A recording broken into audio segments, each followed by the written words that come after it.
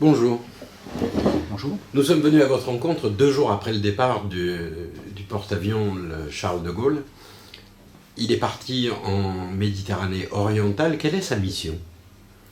Alors en fait, c'est pas le porte-avions Charles de Gaulle qui a appareillé, c'est toute une force navale, avec évidemment au centre de cette force navale la pièce maîtresse que constitue le Charles de Gaulle. À bord de cette force navale, il y a 2600 marins qui sont tous formés, tous prêts, tous alignés sur la volonté présidentielle d'agir directement contre Daesh. C'est ça la mission, c'est participer à la coalition qui s'est constituée pour agir contre Daesh. Pour qu'un porte-avions puisse se déplacer, qu'est-ce qu'il lui faut autour? Quelle est la logistique que ça impose?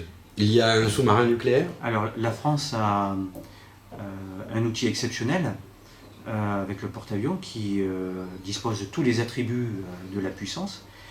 En fait, le porte-avions n'a pas de limitation en matière d'autonomie puisqu'il est propulsé par des chaufferies nucléaires qu'il faut simplement entretenir régulièrement. Il faut par exemple changer les cœurs tous les 7 à 8 ans. Donc il n'a pas de limitation en termes d'autonomie. Les seules limitations que le porte-avions Charles de Gaulle peut avoir, on va dire que ce sont des limites alimentaires, des limites de vivres, des limites de munitions et des limites de carburant pour la mise en œuvre des avions de combat et des hélicoptères à bord du porte-avions.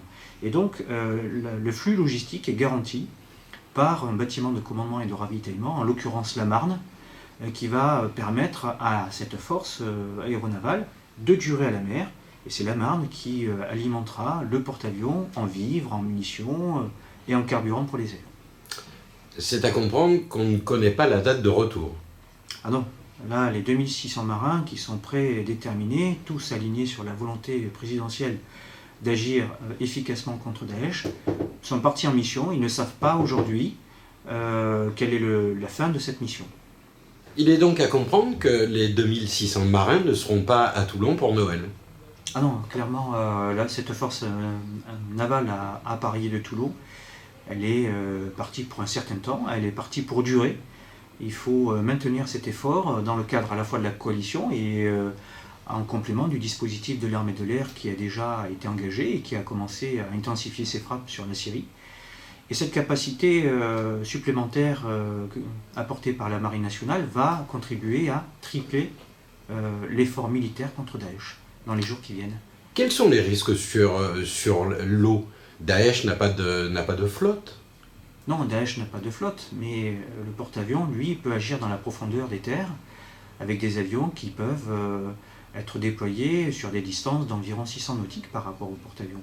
Et c'est ça l'attribut de la puissance, c'est que le porte-avions, avec ses bâtiments d'escorte, un avion Atlantique 2, des avions de guet aérien et de commandement, peut agir depuis la mer vers l'intérieur des terres, dans la profondeur, sur des objectifs précis, c'est-à-dire principalement sur des centres d'entraînement et des centres de commandement de Daesh.